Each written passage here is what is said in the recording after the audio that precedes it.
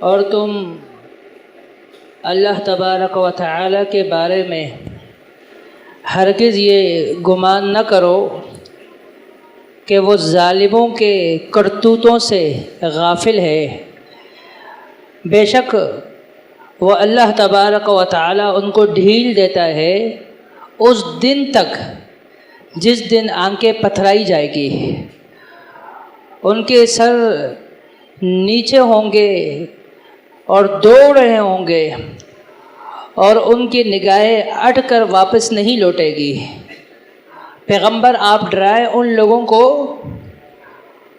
اور اس دن سے ڈرائیں کہ جس دن ان کے پاس عذاب آ جائے گا اور ظالم کہیں گے اے ہمارے رب ہمیں مہلت دیجئے ایک وقت مقررہ تک، ہم آپ کی دعوت کو بھی قبول کریں گے اور ہم آپ کے بھیجے ہوئے رسولوں کی بھی اتباع کریں گے۔ ان سے کہہ دیجئے کیا اس سے پہلے تم نے قسمیں نہیں کھائی تھی کہ تمہارے پاس کوئی زوال نہیں آنے والا، تمہارا یہ عروج ختم نہیں ہونے والا۔ قرآن کریم سورہ ابراہیم کی آیات کریمہ اور ان کا ترجمہ آپ کے سامنے پیش کیا ہے۔ آپ دیکھ رہے ہیں کہ کس قدر اسرائیل غزہ پر ظلم ڈھا رہا ہے۔ 50,000 سے زائد غزہ میں اسرائیل نے مسلمانوں کو موت کے گھاٹ اتارا، ان کو شہید کیا، جن میں سے ایک بہت بڑی تعداد خواتین اور معصوم بچوں کی ہے۔ رسول اللہ صلی اللہ علیہ وسلم کے صحابہ کرام ایک قیدی کو آپ کے پاس قیدی کی بنا کر لے کر آتے ہیں اور اس کا نام ثمامہ بن اسال رضی اللہ عنہ ہے، اور مسلمان نہیں ہوئے تھے۔ مسجد نبوی کے ستون سے ان کو باندھ دیا جاتا ہے۔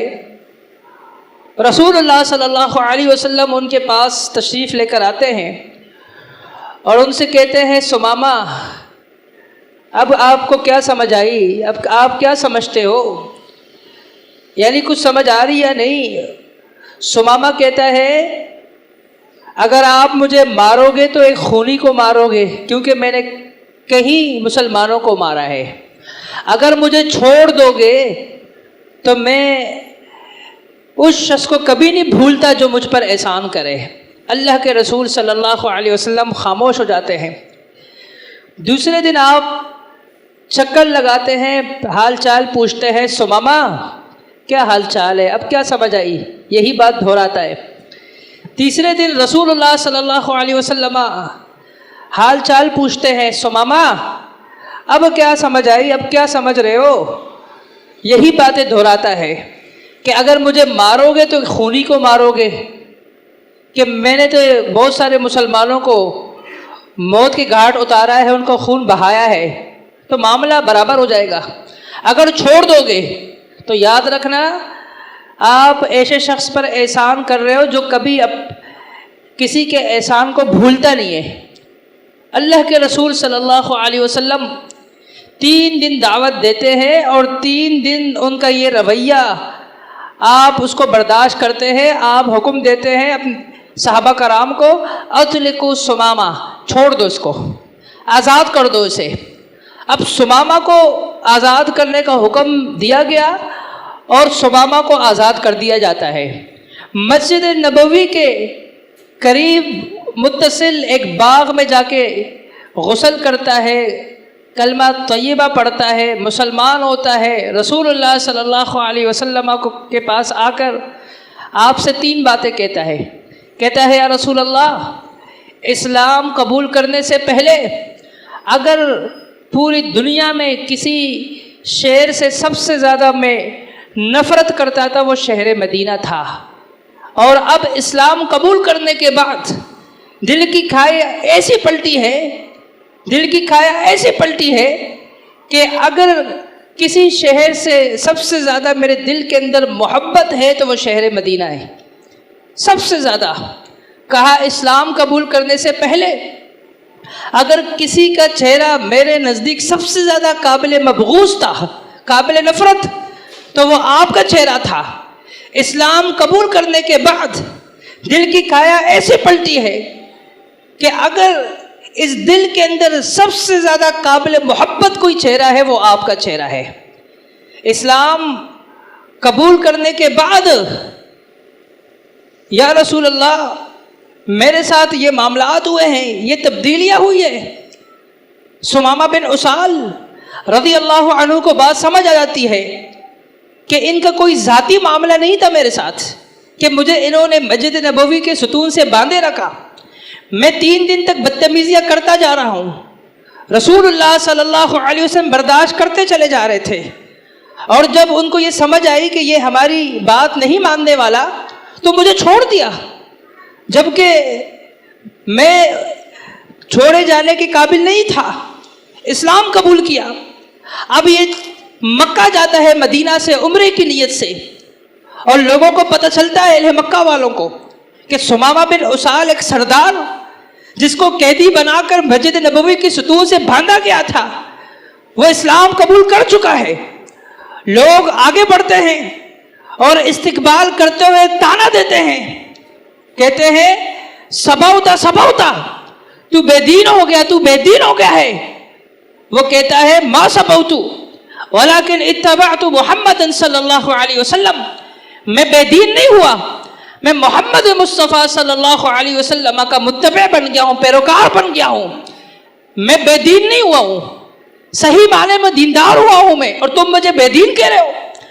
اور آگے ایک جملہ کہتے ہیں لوگوں سن لو، چاول میں تمہیں سپلائی کیا کرتا تھا، میرا ایک بہت بڑا کاروبار تھا تمہارے ساتھ، واللہ لا یاتینکم محبت حدت حتی یأذن رسول اللہ صلی اللہ علیہ وسلم، اللہ کی قسم کھا کر کہہ رہا ہوں، میرا تمہارا اتنا بڑا کاروبار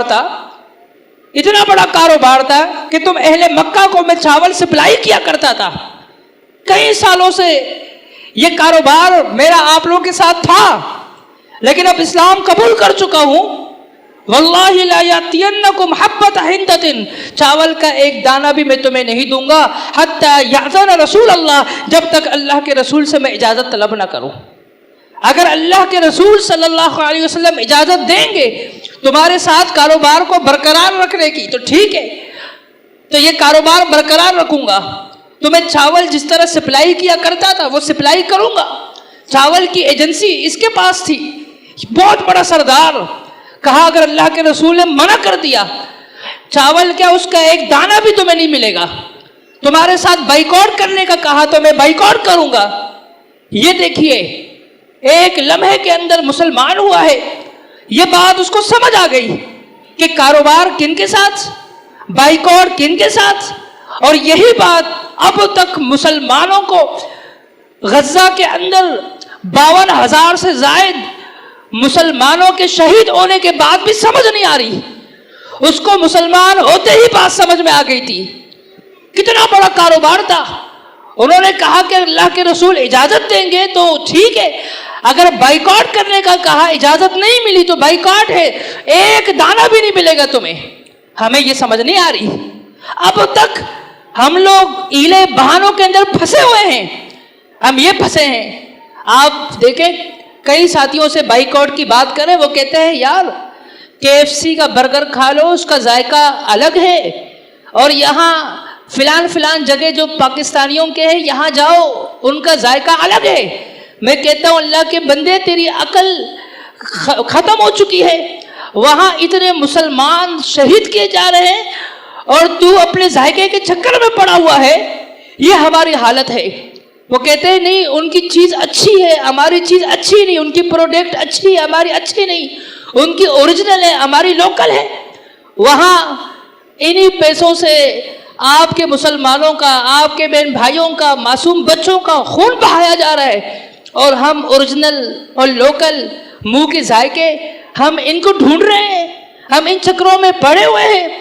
یہ ایمانی غیرت ثمامہ بن اسال کی, اتنا بڑا کاروبار پورے مکہ کو آپ اندازہ لگائے, جو چاول سپلائی کرتا ہوگا اس کا کتنا بڑا پروڈکٹ ہوگا, اور اس کے پاس کتنا بڑا یہ کاروبار اس نے داؤں پہ لگا دیا.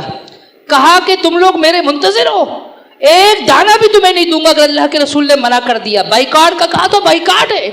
یہ ثمامہ بن اسال رضی اللہ عنہ کے واقعے سے ہمیں ملتا ہے کہ اس طرح غیرت ایمانی کو مقدم رکھتے ہوئے جو مسلمانوں کو نقصان پہنچا رہے ہیں, اور وہ ذرائع ابلاغ اور ذرائع جن کو استعمال کر کر, جن کو بیچ کر, جن کی قیمت وصول کر کر مسلمانوں پر بمباری کر رہے ہیں, تو ہمیں ان سے پرہیز کرنا چاہیے.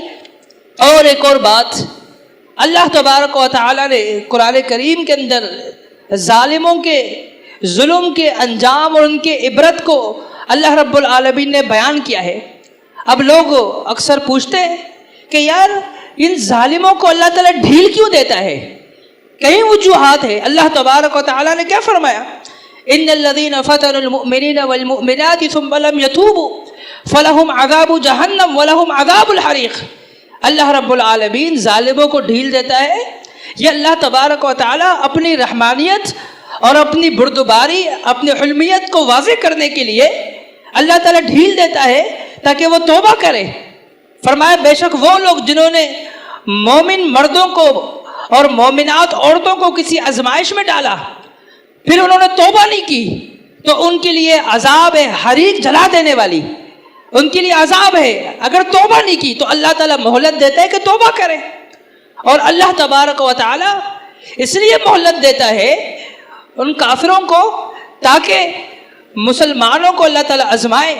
وَلَنَبْلُوَنَّكُمْ, اللہ تعالیٰ تمہیں آزمانا چاہتا ہے کہ تم میں سے کون جہاد کرنے والے ہیں اور تم میں سے کون صبر کرنے والے ہیں, کون تم میں سے صبر کرنے والے. وَنَبْلُوَ أَخْبَارَكُمْ, اور اللہ تبارک و تعالیٰ آزمانا چاہتا ہے. اللہ تعالیٰ تمہارے حالات کے ذریعے تمہیں آزمائش میں ڈال کر تمہیں آزمانا چاہتا ہے. تو یہ اور بہت ساری وجوہات موجود ہیں کہ اللہ تعالیٰ کافروں کو ڈھیل دیتا ہے. اللہ تبارک و تعالیٰ کافروں کو ڈھیل دیتا ہے, ظالموں کو ڈھیل دیتا ہے کہ وہ ظلم کرے اور یہ برداشت کرے تاکہ یہ جنت میں پہنچے. رسول اللہ صلی اللہ علیہ وسلم فرماتے ہیں, صحیح مسلم کی حدیث ہے, آپ نے فرمایا کہ کل روز قیامت اس شخص کو جو دنیا کے اندر بڑی آسائش اور نعمتوں کے اندر زندگی گزار رہا تھا, اس کو لایا جائے گا یؤتا بانعم من اہل الدنیا, دنیا میں سب سے زیادہ وہ نعمتوں میں زندگی گزارنے والا شخص, ہر سہولت اس کے پاس تھی, اس کے پاس آزمائشیں نہیں آئی, اس کو اللہ نے بڑی نعمتوں سے نوازا تھا. وہ سرکش, وہ بدماش, اس کو لایا جائے گا, کہا جائے گا کہ کبھی تو نے دنیا کے اندر کسی پریشانی کا سامنا کیا؟ وہ کہے گا لا, میں نے کبھی نہیں کیا. اللہ تبارک و تعالیٰ کے حکم سے ایک مرتبہ اس کو جہنم کے اندر غوطہ دیا جائے گا, اور جب غوطہ دینے کے بعد نکالا جائے گا, اس سے پوچھا جائے گا ہل رأیت خیرم, کبھی تو نے دنیا کے اندر کوئی تو نے بھلائی دیکھی؟ وہ ایک جہنم کا غوطہ کھانے کے بعد دنیا کے اندر اتنے آسائشیں اس کو ملی ہوئی تھی, اتنی نعمتیں ملی ہوئی تھی, وہ سب بھول جائے گا, سب بھول جائے گا. وہ کہے گا کہ میں نے دنیا کے اندر تو کوئی نعمت اور اس کا مزہ چکھا ہی نہیں ہے, میں نے کسی نعمت سے فائدہ اٹھایا نہیں ہے. وہ اپنی دنیا کے اندر جتنی زندگی کے اندر 60 70 75 80 90 سال کی زندگی کے اندر جو اس کو سہولتیں ملی تھی, جو نعمتیں اسے ملی تھی, جہنم کا ایک غوطہ کھانے کے بعد سب بھول جائے گا. یہ جہنم کی ہولناکیہ ہے. اور کیا فرمایا؟ فرمایا وہ شخص جو دنیا کے اندر پیسا ہوا, مرا ہوا, پریشان حال, ہر اعتبار سے تنگ دست, ہر اعتبار سے پریشان حال, دنیا کی اس کی زندگی 60 65 سال کی 40 سال کی جتنی بھی تھی, ہر دن ہر لمحہ پریشانیوں سے دوچار ہو کر اس نے گزارا ہوگا. اللہ تبارک و تعالی حکم دے گا کہ اس کو ایک غوطہ جنت کا دلوا دو. ایک غوطہ جنت کا جب دلوایا جائے گا, जन्नत में एक गोता उसको लगाया जाएगा, उसके बाद जब उससे निकाला जाएगा, उससे पूछा जाएगा कि तूने कभी परेशानी देखी? वो कहेगा ए मेरे रब, मैंने कभी भी दुनिया के अंदर जिंदगी के अंदर कोई परेशानी देखी नहीं है। इतनी परेशानियां काट कर, क्या अपनों की कुर्बानियां, क्या जवान बेटों की कुर्बानियां, क्या बीवी के जो है चंद साल के बाद फौत होना, क्या करीबी रिश्तेदारों का फौत होना, क्या माल की कमी, जानों की कमी, समरात की कमी, हर एतबार से परेशानी। लेकिन जन्नत के अंदर एक होता जब वो खाएगा, वो सारी परेशानियां भूल जाएगा, कहेगा कि मैंने कभी कोई परेशानी देखी नहीं है। तो ये अल्लाह रब्बुल आलमीन चाहता है कि जब जालिम उनको अल्लाह ढील देता है, वो जुल्म करते हैं और ये सब्र करते हैं, तो इनके सब्र का बदला इनको इस तरह मिलेगा, जन्नत में गोता खाने के बाद सब कुछ भूल जाएंगे। और जब उसको जन्नत में हमेशा के लिए दाखिल किया जाएगा और कहा जाएगा या अहलल जन्ना खुलूद ला मौत लकुम, कि जन्नतियों तुम्हारे लिए हमेशगी में यहाँ तुम्हें रहना है, हमेशा रहना है, तुम्हें कोई मौत नहीं आने वाली। तो मुझे बताओ वो किस कदर तमाम परेशानियों को भूल जाएगा, वो कैसी उसकी ज़िंदगी होगी। और अल्लाह तबारक व तआला फरमाता है वला तहसबन्नल्लाह गाफिलन अम्मा यअमलुज़्ज़ालिमून, कि तुम हरगिज़ गुमान न करो अल्लाह रब्बुल आलमीन के बारे में कि अल्लाह तबारक व तआला गाफिल है जालिमों के जुल्म से, उनके करतूतों से। वो जो जुल्म ढा रहे हैं अल्लाह रब्बुल आलमीन को पता नहीं है, अल्लाह रब्बुल आलमीन उससे गाफिल है, अल्लाह को इल्म नहीं है। तुम कभी ऐसा तसव्वुर भी नहीं करना, तुम कभी ऐसा सोचना भी नहीं। इन्नमा युअख्खिरुहुम लियौमिन तशख़सु फ़ीहिल अब्सार, अल्लाह रब्बुल आलमीन उनको ढील देता है उस दिन तक जिस दिन आंखें पतराई जाएगी। ऐसा दिन, क़यामत का दिन, घबराहट का दिन और ऐसा खौफनाक दिन, वो दिन जो एक दिन 50,000 साल का होगा। तो फरमाया कि जिस दिन आंखें पतराई जाएगी उस दिन तक उनको मोहलत देता है, जितना करना है कर ले, इस दुनिया में जितना जुल्म करना है कर ले, जितनी जो है इनको लोगों पर सितम ढाना है ढाले, जो करना है कर ले, लेकिन मोहलत उस दिन तक है। उस दिन इनकी मोहलत ख़त्म हो जाएगी, इनकी सारी ये बदमाशियाँ और इनके सारे ये ख़त्म हो जाएंगे, इनके तकब्बुर ख़त्म हो जाएंगे। और फरमाया इनकी हालत क्या होगी, मुहतिईना मुकनिई, फरमाया ये दौड़े होंगे, इनके सर नीचे होंगे। अब आप बताओ, कोई बंदा जब दौड़ता हो वो सामने देखता है, उसका सर ऊपर होता है कि कहीं से कोई आके टक्कर ना मार दे, कोई गाड़ी ना लग जाए, लेकिन उनकी हिम्मत ख़त्म हो जाएगी, वो निगाहें भी ऊपर नहीं कर सकेंगे, दौड़े होंगे परेशानी से, लेकिन उनके सर ऊपर नहीं होंगे। फरमाया उस दिन तक उनके पास मोहलत है। वला यहसबन्नल्लज़ीना कफ़रू अन्नमा नुमली लहुम खैरुल लिअन्फुसिहिम इन्नमा नुमली लहुम लियज़दादू इस्मा। और आप हरगिज़ गुमान न करें इन काफिरों के बारे में कि अल्लाह इनको ढील देता है और ये ढील इनके हक में बेहतर है। फरमाया इन्नमा नुमली लहुम लियज़दादू इस्मा, हम ढील इसलिए देते हैं ताकि ये गुनाह ज़्यादा करते चले जाए और ज़्यादा मुजरिम अल्लाह ताला के यहाँ ये बनते चले जाए, ताकि इनको ज़्यादा अजाब मिले। वलहुम अज़ाबुम मुहीन, इनके लिए अजाब है ज़िल्लत वाला, रिस्वा कर देने वाला। और तुम ये मत समझो कि अल्लाह ताला इनको ढील देता है, इनके हक में बेहतर है। अल्लाह रब्बुल आलमीन जालिमों को पकड़ता है, उनको नेस्त नाबूद करता है। वकज़ालिका अख़्ज़ु रब्बिका इज़ा अख़ज़ल क़ुरा वहिय ज़ालिमा इन्न अख़्ज़हु अलीमुन शदीद। जब भी अल्लाह जालिमों को पकड़ता है तो अल्लाह की पकड़ ऐसी होती है जो बहुत ज़्यादा ख़तरनाक होती है। पूरी की पूरी बस्तियाँ अल्लाह तबाह कर देता है, बर्बाद कर देता है। वकम मिन क़रयतिन बतरत मईशतहा फ़तिल्का मसाकिनुहुम लम तुस्कम मिन बअदिहिम इल्ला क़लीला। जाओ देखो जालिमों का क्या अंजाम हुआ। कुल सीरू फ़िल अर्ज़ फ़न्ज़ुरू कैफ़ कान आक़िबतुल मुजरिमीन। आप ज़मीन में घूमो फिरो, कौम आद को देखो, कौम समूद को देखो, देगर कौम लूत को देखो, कौम नूह को देखो, जालिम जितने भी आए हैं उनके आप जाके इबरत के अल्लाह ने उनको निशान बनाया।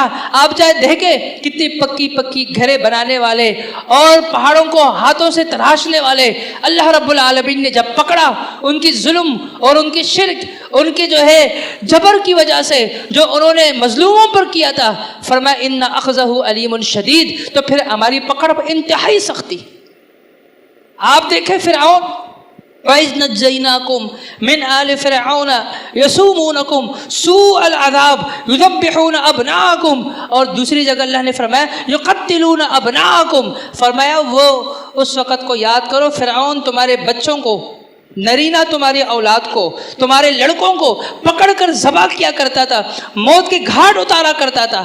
آپ تصور تو کریں کہ کتنا مشکل کام ہوگا کہ کسی کے سامنے اس کی اولاد کو پکڑ کر بے دردی سے اس کو ذبح کیا جائے۔ فرمایا یہ فرعون کیا کرتا تھا، یقتلون ابناءکم، تمہارے بیٹوں کو ذبح کیا کرتا تھا۔ وہ فرعون ذی الاوتاد، جو میخوں والا تھا، کس قدر اس ظالم نے، اللہ نے اس کی مثال بیان کی ہے قرآن میں، وضرب اللہ مثلا للذین کفروا امرأۃ فرعون، کہ اس مثال کو بیان کرو جو فرعون کی بیوی کی ہے، جب وہ ایمان لے کر آئی تو کس طرح فرعون نے اس کے اوپر ظلم ڈھایا۔ وہ فرعون ذی الاوتاد، میخوں والا مشہور تھا، قرآن نے ذکر کیا کہ فرعون میخوں والا تھا، جو اس کے مخالف ہوتا تھا اس کو لٹا کر، اس کے ہاتھ پاؤں کے اندر بڑے بڑے میخیں گھاڑ کر، اس کو جو ہے اونٹوں کے ساتھ باندھ کر تکلیف دیا کرتا تھا۔ کس قدر میخوں والا۔ وفرعون ذی الاوتاد، اب اپنی بیوی آسیہ کے ساتھ یہ ظلم ڈھا رہا ہے، اس کو ظلم سے جو ہے دوچار کر رہا ہے، اور وہاں آسیہ اللہ رب العالمین سے دعا کر رہی ہے، اذ قالت رب ابن لی عندک بیتا فی الجنہ ونجنی من فرعون وعملی ونجنی من القوم الظالمین، اے اللہ مجھے فرعون اور اس کے ظلم سے نجات عطا فرما، فرعون اور اس کے عمل سے اور اس کی ظالم قوم سے مجھے نجات عطا فرما۔ وہاں وہ ظلم ڈھا رہا ہے اور یہاں پہ وہ مسکرا رہی ہے۔ اللہ تبارک و تعالی اس کے دعا کو قبول کر کر وہیں اس کو اللہ تعالی جنت دکھا رہا ہے۔ تو یہ ظالموں نے ظلم کیا، آپ دیکھیں فرعون نے ظلم ڈھایا، بچوں کا قتل کیا، قتل عام کیا، اپنی بیوی کو موت کے گھاٹ اتارا، کس لیے کہ انہوں نے اسلام قبول کیا تھا۔ پھر اس کا انجام کیا ہوا؟ اللہ تبارک و تعالی نے اس کو سمندر کے اندر ڈبو دیا، اور پھر کیا فرمایا؟ فَالْيَوْمَ نُنَجِّيكَ بِبَدَنِكَ لِتَكُونَ لِمَنْ خَلْفَكَ آیَةً، فرمایا قیامت تک کے لیے اس کو ہم نے نشانی بنا دیا، قیامت تک کے لیے اللہ رب العالمین نے اس کو عبرت کا نشان بنایا۔ فرعون کو، لوگوں کے لیے جو بھی ظلم کرتے ہیں اللہ تبارک و تعالی سے وہ بچ نہیں سکتے، اگر وہ توبہ نہیں کرے وہ بچ نہیں سکتے۔ وہ لوگ کیسے بچیں گے جنہوں نے 50,000 سے زائد ظلم ڈھا کر مسلمانوں کا قتل عام کیا، مسلمانوں کو شہید کیا ہے، مسلمانوں پر ظلم ڈھایا ہے۔ تو محترم بھائیوں، ہمارا کیا بنتا ہے؟ سب سے پہلا کہ ہم بائیکاٹ کریں۔ سب سے کم اس وقت اگر ایمانی لیول ہے جو ہم کر سکتے ہیں وہ ہے بائیکاٹ، سب سے کم۔ ورنہ تو ان حالات کے اندر جب بھی مسلمانوں پر جب ظلم ڈھایا جائے اور ان کے کسی علاقے پر کفار جو ہے قابض ہو جائے تو وہاں پر جو قریب کے لوگ ہیں ان کے اوپر سب سے پہلے جہاد فرض ہوتا ہے۔ تو جو جتنا قریب ہے، چاہے وہ عرب ہو، سعودی عرب ہو، چاہے وہ مصر ہو، چاہے وہ ترکی ہو، چاہے وہ ایران ہو اور پاکستان ہو، الاقرب والاقرب کے اصول کے تحت جو جتنا قریب ہے ان کے اوپر اتنا زیادہ ضروری ہے کہ وہ ان کی مدد سب سے پہلے کرے۔ رسول اللہ صلی اللہ علیہ وسلم فرماتے ہیں انصر اخاک ظالما او مظلوما، اپنے بھائی کی مدد کرو اگرچہ وہ ظالم ہو یا مظلوم ہو۔ صحابہ نے پوچھا یا رسول اللہ مظلوم کی مدد تو سمجھ آتی ہے کہ اس پر ظلم ہو رہا ہے، لیکن ظالم کی مدد تو سمجھ نہیں آئی، اس کی تشریح کیجیے، اس کی وضاحت کیجیے۔ ایک وہ ظالم ہو، اوپر سے ہم اس کے مددگار بن جائیں۔ فرمایا کہ وہ جو ظلم کر رہا ہے اس کو ظلم کرنے سے روکو، اور یہ اس کو ظلم کرنے سے روکنا اس ظالم کی مدد ہے۔ تو جو ظالم ظلم ڈھا رہا ہے اس کو کسی بھی طریقے سے روکا جائے، عالمی طور پر یہ امت مسلمہ یکجہان ہو کر کسی بھی طریقے سے وہ اس کو روکنے کی کوشش کرے، تو یہ ظالم کی مدد ہے اس کو ظلم سے روکنے کی۔ تو محترم بھائیوں، اللہ تبارک و تعالی نے مسلمانوں کو حکم دیا ہے، اور اللہ تبارک و تعالی نے ایک مسلمان کو دوسرے مسلمان کا بھائی قرار دیا ہے، اور جب ایک مسلمان دوسرے مسلمان کا بھائی ہے تو ایک بھائی اپنے دوسرے بھائی پر کسی کو ظلم کرتے ہوئے دیکھ نہیں سکتا، اور ایک بھائی تکلیف میں ہو دوسرا بھائی آرام سے بیٹھ نہیں سکتا، فرمایا کہ مومن دوسرے مومن کے لیے کل بنیان اینٹ کے مانند ہے، یشد بعضهم بعضا، جس طرح اینٹ ایک دوسرے کے ساتھ آپ اس کو ملاتے ہو، درمیان میں مسالہ بھرتے ہو، سیمنٹ لگاتے ہو، وہ پختہ ہوتا چلا جاتا ہے، تو فرمایا تو یہ اسی طرح ایک مسلمان دوسرے مسلمان کے ساتھ مل کر مضبوط ہو جاتا ہے، جب تیسرا ملے اور مضبوط، چوتھا ملے اور مضبوط، اور جس طرح اینٹیں بڑھاتے چلے جاتے ہو عمارت اونچی ہوتی چلی جاتی ہے، اسی طرح جتنے مسلمان ایک دوسرے کے ساتھ مل کر وہ اس کے ساتھ کھڑے ہو، اس کی مشکل میں کھڑے ہو، تو اتنے ہی مسلمان مضبوط ہوتے چلے جاتے ہیں۔ تو یہ وقت ہے مسلمانوں کے لیے جو ہے بالخصوص ہم جو ہے قنوت نازلہ کریں، دعائیں کریں، دعائیں کروائیں، ہر پلیٹ فارم پر اپنا کردار ادا کرے، بائیکاٹ کرے، مسلمانوں کو سمجھائے، اور جب وہ اجازت ملے تو پہلی فرصت میں ہم جو ہے اپنا حق ادا کریں۔ اللہ تبارک و تعالیٰ سے دعا ہے کہ اللہ تبارک و تعالیٰ ہمیں اس بربریت اور اس ظلم اور ستم سے نجات عطا فرمائے۔ اللہ تبارک و تعالی تمام مسلمانوں کی مدد فرمائے۔ اللہم اہلک الظالمین بالظالمین، اللہم انصر اخواننا فی فلسطین، اللہم انصر اخواننا فی فلسطین، اللہم انصر اخواننا فی فلسطین۔ سبحان ربک رب العزت عما یصفون وسلام علی المرسلین والحمد للہ رب العالمین۔